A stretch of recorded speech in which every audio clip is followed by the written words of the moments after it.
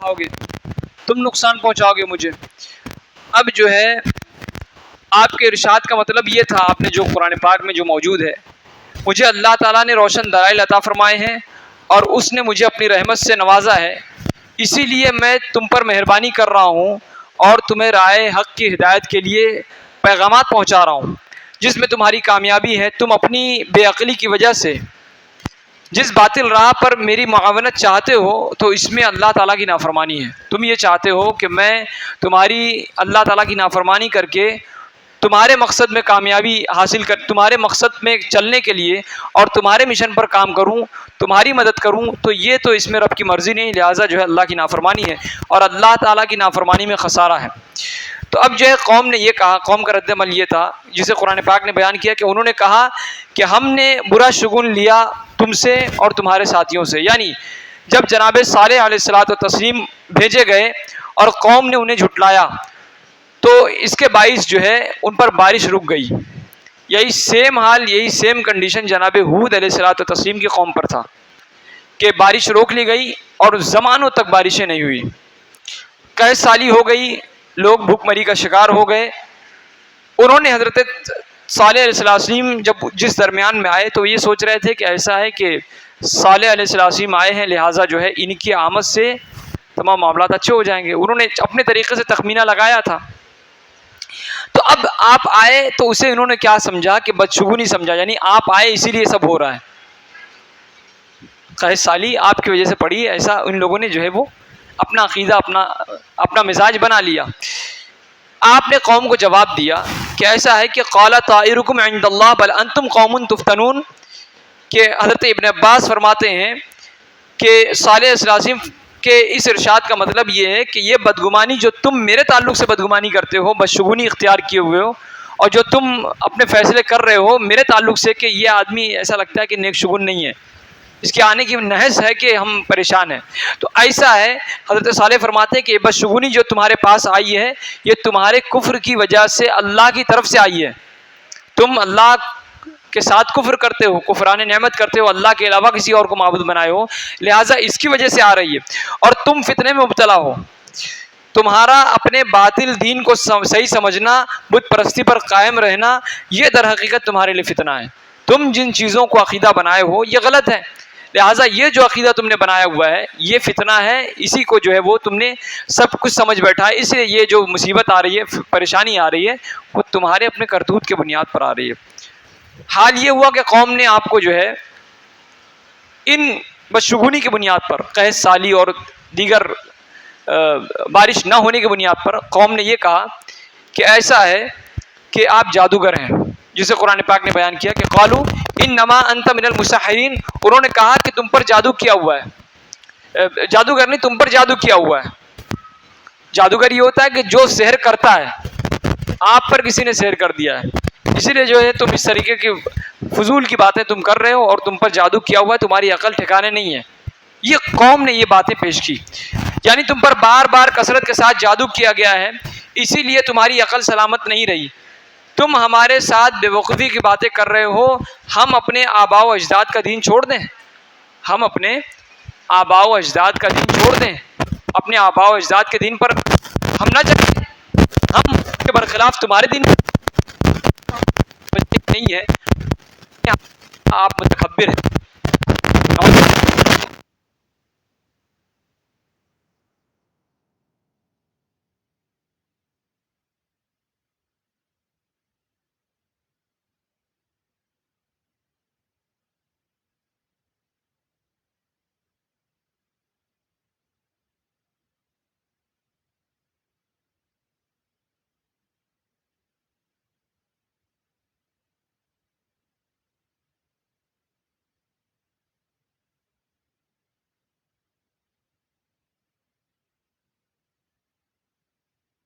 ایسا شخص جو ہمارے جیسا آدمی ہے، کوئی اس کی الگ خصوصیت نہیں، ہمارے جیسا آدمی ہے وہ، ہم اس کی بات کیوں مانیں؟ ایسا کام تو دیوانوں کا ہے، یہ جو بات کہہ رہے ہیں یہ تو دیوانوں کا کام ہے، یہ خدا کی طرف بلا رہے ہیں، یہ سمجھ سے باہر ہے، دیوانوں کا کام ہے، ہم تو عقل مند لوگ ہیں۔ کیا اسی کو نبوت عطا ہوئی تھی؟ نعوذ باللہ ان لوگوں نے اس طریقے کے واقعات جملے استعمال کیے کہ کیا اگر نبوت ملنی تھی تو کیا اتنے گئے گزرے تھے کہ انہیں کو دیتی ہے، نبوت اتنی گئے گزری تھی کہ ان کو مل گئی، نعوذ باللہ۔ اس طرح کے واقعات اور بکواس پکا کرتے تھے، اور اس منصب کے لائق اور کوئی نہیں ملا تھا اللہ کو، یہی ملے تھے۔ اس طریقے کی دردہ باتیں وہ کون کیا کرتے؟ یہ شخص معاذ اللہ اپنے دعوے نبوت میں جھوٹا ہے اور یہ دعویٰ کر کے شوخیاں مار رہا ہے۔ ایک تو دعویٰ کر رہا ہے کہ میں اللہ کا نبی ہوں اور اس پر سے شوخی مار رہا ہے، تکبر کر رہا ہے، نعوذ باللہ۔ یہ قوم کی کا ریئیکشن تھا، رد عمل تھا، یہ ان کے جواب تھے۔ رب تعالیٰ نے ان کو ان کا رد فرماتے ہوئے، اس قوم کا رد کرتے ہوئے حضرت صالح علیہ السلام کے جواب میں قرآن پاک میں آیت فرمائی کہ سَيَعْلَمُونَ غَدًا مَنِ الْكَذَّابُ الْأَشِرُ، بہت جلد کل جان جائیں گے کہ کون تھا بڑا جھوٹا دکھانے والا، کون تھا جھوٹا۔ اے محبوب صالح علیہ السلام سے خطاب کہ اے نبی وقت، یہ عنقریب میں جان جائیں گے کون جھوٹا تھا اور کون جو ہے وہ مکار اور دغاباز تھا، کون اترا رہا تھا، کون متکبر تھا، یہ جان جائیں گے۔ یعنی یہ قوم جب دنیا اور آخرت میں عذاب مبتلا ہوگی تو پھر انہیں پتہ چلے گا کہ کون جھوٹا ہے اور کون باطل راہ پر جو ہے ضد پر اڑا ہوا ہے اور کون جو ہے تکبر کر رہا ہے۔ ہوا یہ کہ نبی وقت تھے حضرت صالح علیہ السلام، نبی وقت ہیں، آپ اپنے وقت کے نبی ہیں۔ اللہ تبارک نے نبیوں کو آیتیں عطا فرمائی ہیں، معجزات عطا فرمائے تاکہ جب قوم کو ضرورت پیش آئے کہ وہ اس چیز کا اظہار کریں کہ میں اللہ کا نبی ہوں، تو قوم ریئیکشن میں پوچھے گی کہ آپ اللہ کے نبی، آپ کے پاس دلیل کیا ہے؟ تو قوم کو دلیل دینے سے چوکے نہ، اللہ کی آیتوں کو بتانے سے چوکے نہ، معجزات ظاہر کرنے سے چوکے نہ۔ لہٰذا جو ہے قوم نے مطالبہ آپ سے کیا کہ ما انت الا بشر مثلنا فاتی بآیۃ ان کنت من الصادقین، کہ آپ ہماری طرح بشر ہیں اور اگر آپ سچے ہیں تو ایسا کرو کہ اللہ کی کوئی علامت لے آؤ، اللہ کی کوئی نشانی لے آؤ۔ قال هذه ناقة لها شرب ولكم شرب معلوم يوم معلوم ولا تمسوها بسوء فيأخذكم عذاب عظيم۔ واقعہ کیا ہے؟ واقعہ آپ سماعت کریں۔ ایسا ہے کہ قوم عاد کے بعد اللہ تعالیٰ نے قوم ہود کو آباد کیا، اللہ کی حکم عطا کی۔ پہاڑوں میں بڑی مہارتیں ہوئی تھی، پہاڑ سے کاریگری کرتے تھے، بڑی مہارتیں تھیں۔ بلکہ غالباً مصر میں ابو الہول سے ایک مجسمہ مشہور ہے، اس کا ہر حصہ جو ہے الگ الگ جانور کا ہے، چہرہ شیر کا ہے، بدن کسی اور کا ہے، پیر کسی، ابو الہول سے مشہور ہے، مصر میں ہے، لوگ اس کو دیکھنے کے لیے جاتے ہیں، عجائب میں سے، میریکل میں سے، عجائب میں سے۔ وہ ایسا ایسا میرے وہ عجائب نہیں ہے، مطلب وہ انسانوں کا بنایا ہوا ہے، سمجھ لیں۔ تو اب جو ہے ایسا ہوا کہ وہ رب تعالیٰ نے انہیں خوشحال بنایا، مالی غصہ کو ترقی عطا فرمائی، انہوں نے رب کی نافرمانی شروع کر دی۔ قوم ثمود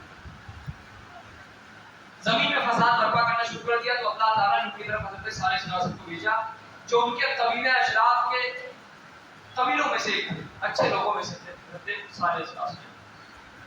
آپ علیہ الصلوۃ والتسلیم نے انہیں ڈرایا، اور ڈرانے کے بعد جب باتیں چلی، کافی دن ہو گئے، طویل مدت چلی، تو قوم نے آپ سے مطالبہ کیا کہ ایسا ہے کہ آپ اللہ کے نبی کو آتے رہے، دکھائیے، ہم کو بتائیے، ہم کو اطمینان ہوگا تو ہم کچھ کریں گے، ٹھیک ہے۔ تو آپ نے فرمایا کہ تم کون سی نشانی طلب کرتے ہو، کیا چاہتے ہو، کیا بتائیں گے، بتاؤ۔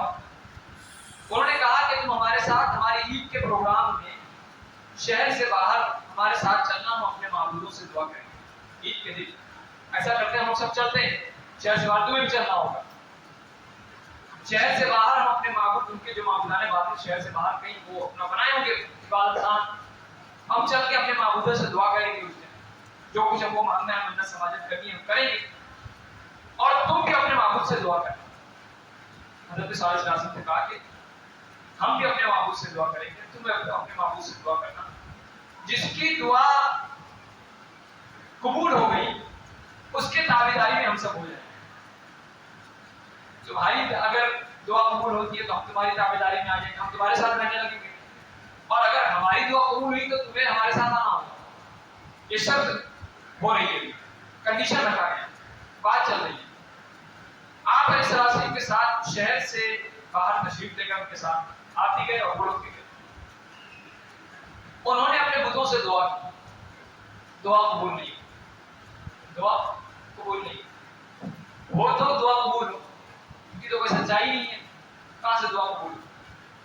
ان کے ایک سردار جو ہے جندع بن عمرو نے ایک اکیلی چٹان کی طرف اشارہ کیا جس کا نام قافیہ تھا.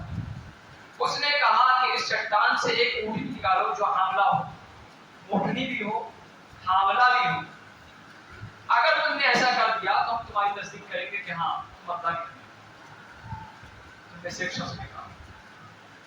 حضرت صالح العظیم نے انہیں کہا کہ اگر میں ایسا کروں تو کیا تم ضرور ایمان لاؤ گے؟ یہ دلیل اگر میں پیش کروں, یہ معجزہ پیش کروں اور یہ علامت اللہ کی طرف سے اگر میں لے آؤں, اللہ نے مجھ پر کرم فرمایا, تو اگر یہ چیز تم پر ظاہر کر دوں تو کیا تم ایمان لاؤ گے؟ انہوں نے کہا ہاں. تو آپ نے اللہ کی بارگاہ میں تقرب اللہ کے لیے نفل ادا کیا حضرت صالح العظیم, اور رب سے دعا کی. اللہ تعالیٰ نے آپ کی دعا کو شرط قبولیت بخشا, قبول کر لیا آپ کی دعا کو. وہ لوگ دیکھ رہے تھے, دیکھ ہی رہے تھے کہ پہاڑی چٹان میں بالکل وہی کیفیت ہوئی. کون سی؟ پہاڑ کے اندر جو ہے اچانک جو ہے وہ پہاڑ پھولنا شروع ہو گیا, پہاڑ پھولنا شروع ہو گیا. جس طرح کسی جانور پر پیدائش کے وقت ہوتا ہے, جانوروں کو ہم نے دیکھا ہے, انسانوں کو بھی دیکھتے ہیں, عورتوں یہ حمل کے آثار نظر آتے ہیں. اس طریقے سے پہاڑ کے اندر بھی جو ہے حمل کے آثار نظر آنے لگے. یہ محسوس ہونے لگا کہ جو ہے اس کا پیٹ پھول رہا ہے. اللہ تعالیٰ نے اپنی قدرت کا مظاہرہ فرمایا. درد کی وجہ سے کرانا اور اضطراب ہو گئے, تمام چیزیں وہاں سے بھی آواز آئی. تمام کیفیت عورتوں میں بھی ہوتا ہے. حالت جب حمل ٹھہرتا ہے تو درد تکلیف اور تمام چیزیں کرانا ان کو بھی ہوتا ہے. یہاں تک کہ ان کے سامنے وہ چٹان پھٹی, چٹان ان پہلائی سے حضرت صالح العظیم کا معجزہ تھا, چٹان پھٹی اور حاملہ اونٹنی وہاں سے نکلی. حاملہ اونٹنی وہاں سے نکلی جس کے جسم پر اون موجود تھا اور پیٹ بھی جو ہے وہ بڑا تھا, پیٹ بھی بڑا تھا. آپ کا معجزہ یہ دیکھ کر جندع بن عمرو اور اس کے ساتھ چند لوگوں نے ایمان قبول کر لیا. چند لوگوں نے معجزہ دیکھا اور ایمان قبول کر لیا. باقی لوگوں کو ایمان لانے سے زواد بن عمرو اور احباب اور رباب بن سمعر نے منع کر دیا. یہ تین چار لوگ انہوں نے منع کر دیا کہ نہیں, سوال ناک کا ہے اور ہمارے قبیلے کا ہے اور ہمارے معبودان جنہیں ہم دیکھتے ہیں, دیکھ بھال کرتے ہیں, ہم کیسے چھوڑ کے جائیں گے؟ بھلے ہی شرط لگا دیا لیکن یہ درست نہیں ہے, سمجھ لو. اس طریقے سے ان لوگوں نے جو بھی سازشیں رچی, کنڈیشن شرائط سے وہ کرنے لگے. یہی دونوں شخص ان بتوں پر مقرر تھے. اس کی ذمہ داری تھی کہ ان بتوں کی جھاڑو کشی کرتے تھے, جھاڑو مارتے تھے, عبادت خانہ سجاتے تھے اور دیکھ بھال کرنا ان کی ذمہ داری تھی.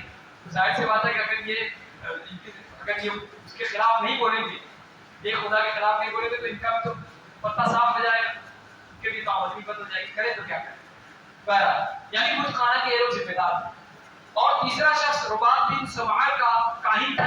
یہ شخص نجومی کاہن تھا, کہ اوپر کی باتیں بتاتا تھا, اوپری باتیں, غیب کی باتیں. یہ بھی سمجھتے کہ غیب کی بات ہے, لیکن غیب تو ہمارے یہاں ایسے کانٹے کو تھوڑی پتا ہوگا. وہ تو اللہ کے رسول کو بتائے, جو اللہ کے مقرر ہوتے ہیں ان کو بتاؤ. تو وہ شیطانی باتیں بتاتا تھا, ہوائی باتیں, جو جس سے لوگوں کو بہکا لیا جا سکے. بہرحال ان لوگوں کے سامنے ہی اونٹنی نے بچہ جنا جو اسی اونٹنی جتنا تھا.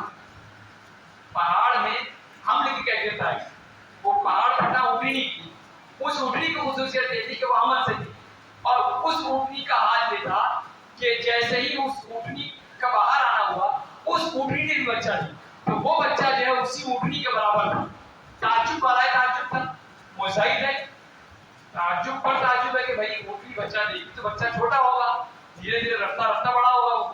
لیکن یہاں حال یہ کہ اونٹنی نے بچہ دیا تو بچہ بھی اسی کے بدلے مقابل تھا, اتنا ہی بڑا تھا. یہ تعجب کی بات ہے.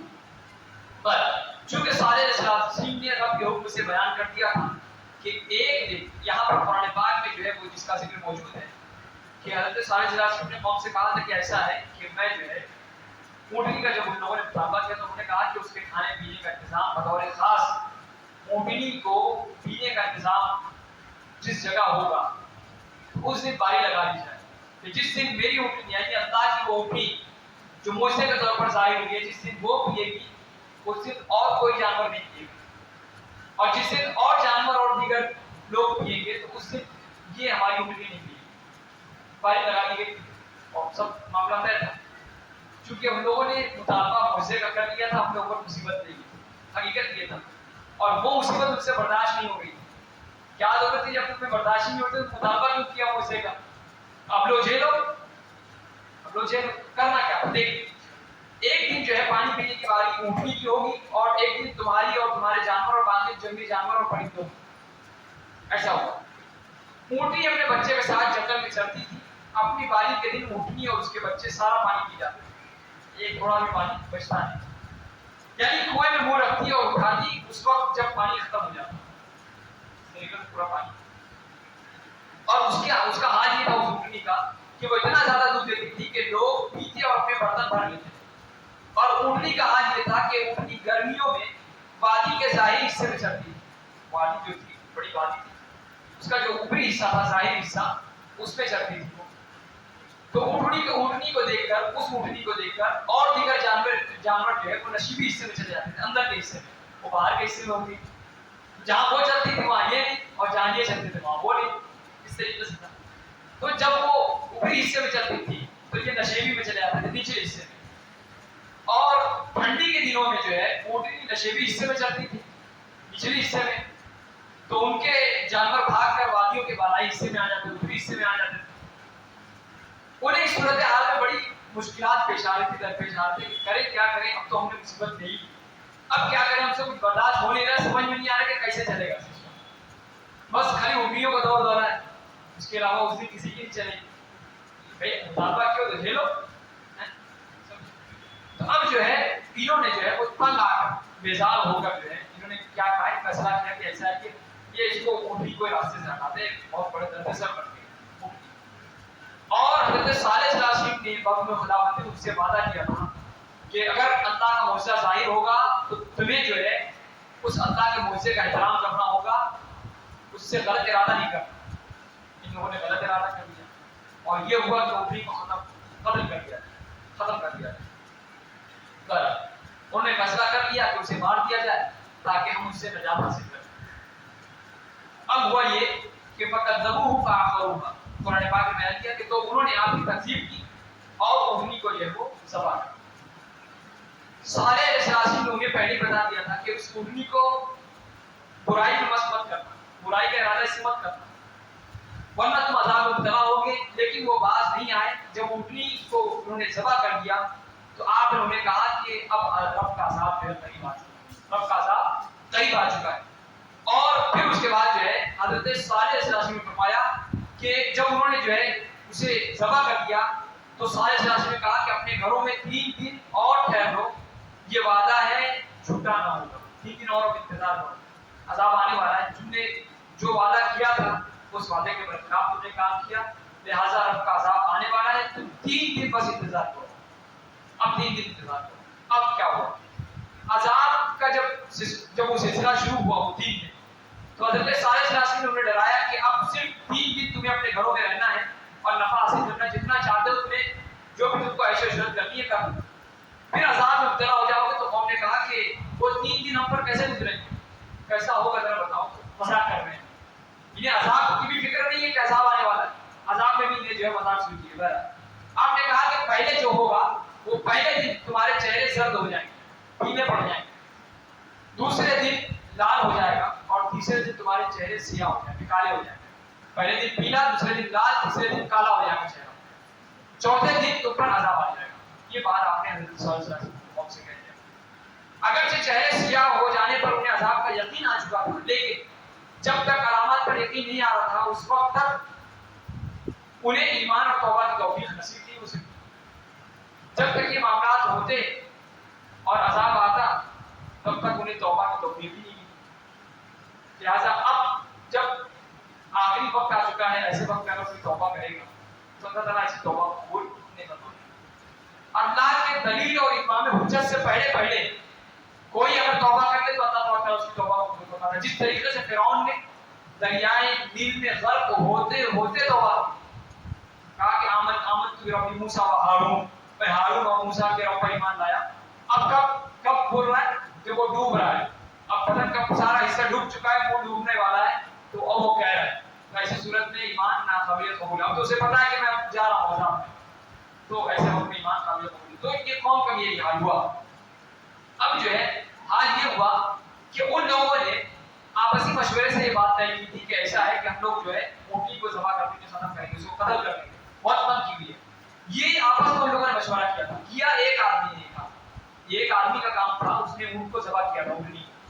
لیکن مشورہ سب کا، مشورہ سب کا، سب لوگ اس برے کام میں شریک تھے. لہٰذا اگرچہ اونٹنی کو کاٹنے ذبح کرنے والے ایک شخص نے کیا تھا، لیکن مشورہ اور رضامندی سب کی تھی.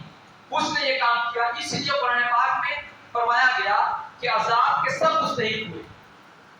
ایک نے کیا تھا، عذاب سب پر آیا، اور جو ہے ان پر عذاب آیا. اور ہوا یہ کہ عذاب آیا، عذاب میں گرفتار ہوا.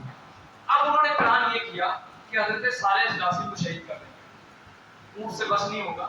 یہ تو ہم کو اور ڈرا رہے ہیں اور یہ باز نہیں آ رہے اپنی حرکتوں سے. اونٹنی کو بھی ذبح کرنے کے بعد تو کم سے کم ان کو شعور آنا چاہیے. لیکن ان لوگوں نے حضرت صالح اسلام کو مارنے کا پلان کر دیا، شہید کرنے کا پلان کر دیا. اب ہوا یہ کہ علامہ قرطبی لکھتے ہیں کہ انہوں نے یہ سازش اونٹنی کے ذبح کرنے کے بعد کی تھی کہ جب حضرت صالح اسلام نے انہیں بتایا کہ تم 3 دن کی تمہارے پاس مہلت ہے، اس کے بعد تم پر عذاب آئے گا جو تمہیں برباد کر دے گا، تو بجائے اس کے کہ وہ اس سے چوکنا ہوتے، وہ آخری سازش کرنا شروع کر دی. اس کے خلاف حضرت صالح اسلام کے خلاف سازش کرنا شروع کر دی. بجائے نادم اور گناہوں پر گڑگڑانے کے وہ اور زیادہ جو ہے ڈھیٹ ہو گئے، گناہوں پر اور زیادہ آبادہ ہو گئے. انہوں نے الٹا حضرت صالح اسلام کو قتل کرنے کی سازش شروع کر دی. انہوں نے کہا کہ ہم پر عذاب آئے گا تو دیکھا جائے گا، اس کے آنے سے پہلے ہم صالح اور اس کے مریدوں کا خاتمہ کر دیں گے. جو اس کے ماننے والے ہیں اس کا ویسے ہی اس سے پہلے خاتمہ کر دیں گے. عذاب تو بھی بہت دور ہے، اس سے پہلے ہم کام تمام کر دیں گے. یہ بات ہے. اب ہوا یہ کہ جس رات انہوں نے پلان بنایا کہ ہم اس رات جو ہے حضرت صالح کو جو ہے وہ ختم کر دیں گے، ان کے مکان پر چڑھ کر، ان کے مکان میں داخل ہو کر، اور ان کا قتل کا منصوبہ بنا اور پلان کیا. اس رات اللہ تعالیٰ نے فرشتوں کو اپنے رسول کی حفاظت کے لیے بھیج دیا. جب وہ بے نیام تلواریں لہراتے ہوئے آپ پر حملہ کرنے کے لیے آئے تو فرشتوں نے ان پر پتھراؤ شروع کر دیا. فرشتوں نے پتھراؤ شروع کر دیا. فرشتوں کا پتھر اور کس نوعیت کو آپ اندازہ لگا سکتے ہیں. انہیں پتھر تو نظر آتے تھے لیکن مارنے والے دکھائی نہیں دیتا. اس قدر پتھر آتا تھا شدت کے ساتھ. چنانچہ سب کو پتھر کے ذریعے سے سب کو اللہ پاک نے ہلاک کر دیا. اور یہ مہلت ان کی آخری رات کی تھی. وہ وعدہ جو حضرت صالح اسلام نے کیا تھا کہ اب تم انتظار کرو اور عذاب تم پر آنے والا ہے، پہلے تمہارے چہرے پیلے ہوں گے، لال پڑیں گے، کالے پڑیں گے، اور اس کے بعد تم جو ہے وہ ہلاک کر دیے جاؤ گے. اسی ہلاکت والی رات میں انہوں نے منصوبہ یہ کیا کہ ہم حضرت صالح کو قتل کریں گے، شہید کریں گے، نعوذ باللہ. اور حضرت صالح اسلام کو شہید کرنے کے لیے گئے ہیں. اس پوری قوم کی ہلاکت ہو گئی، پوری قوم جو ہے تباہ برباد ہو گئی اسی رات. چنانچہ قوم کے باقی افراد بھی تباہ و برباد کر دیے گئے. اور اب بیان کیا گیا کہ ایسا ہے کہ قوم سمود جو ہے وہ انہوں نے سازش کی اور یہ تمام چیزوں کے باوجود وہ اپنی حرکتوں سے باز نہیں آ رہے تھے. آخر میں اللہ تبارک و تعالیٰ نے اس قوم سمود کو ہلاک کر دیا. اور قوم سمود کے ہلاک کرنے کے بعد اللہ تبارک و تعالیٰ نے اہل ایمان کی حفاظت بھی فرمائی. وہ یہ کہ روایتوں میں آیا کہ فَأَخَذَتْهُمُ الرَّجْفَةُ أَيْ الزَّلْزَلَةُ الشَّدِيدَةُ.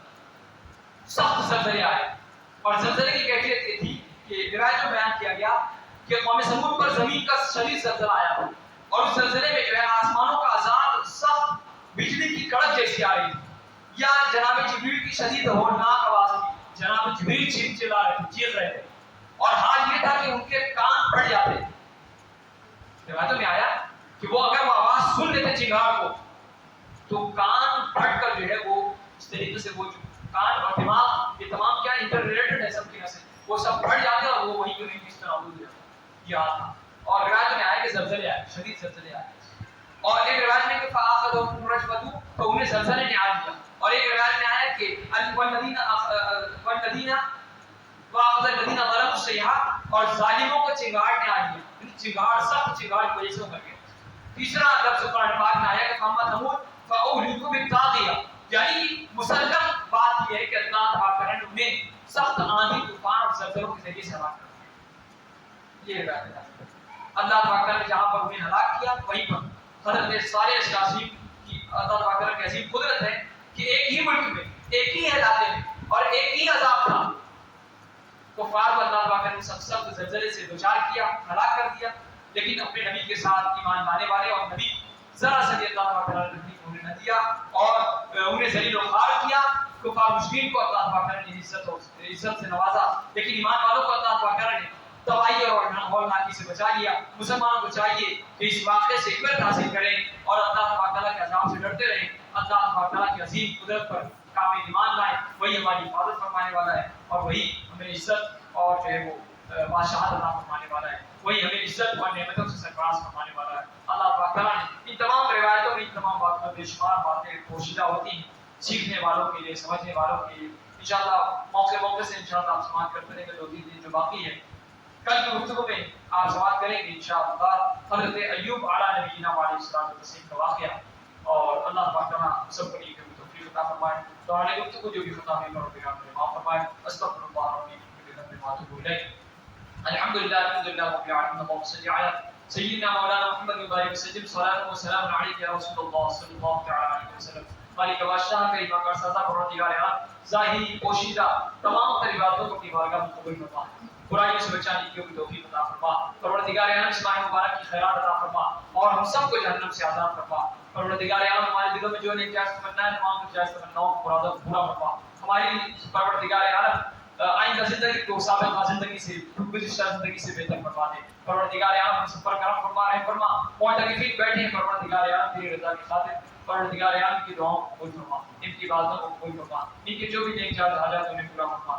یہ جن کے حق میں دعا کریں ان کی دعاؤں کو قبول فرما. جو لوگ ان کے حق میں دعا کریں ان کی دعاؤں کو قبول فرما. جو ان کی خدمت کرتے ہیں پروردگار عالم ان خادمین کو بھی پروردگار عالم اجر عظیم سے مال فرما. مجھے فضل کرتے ہیں نعوذ بالسماء يوسف بالدعاء ان الله وملائكته يصلون على النبي يا ايها الذين امنوا صلوا عليه وسلموا تسليما. اللهم صل على سيدنا مولانا محمد وبارك وسلم. صلاة وسلام عليك يا رسول الله صلى الله تعالى عليه وسلم. سبحان ربك رب العزة عما يصفون وسلام على المرسلين.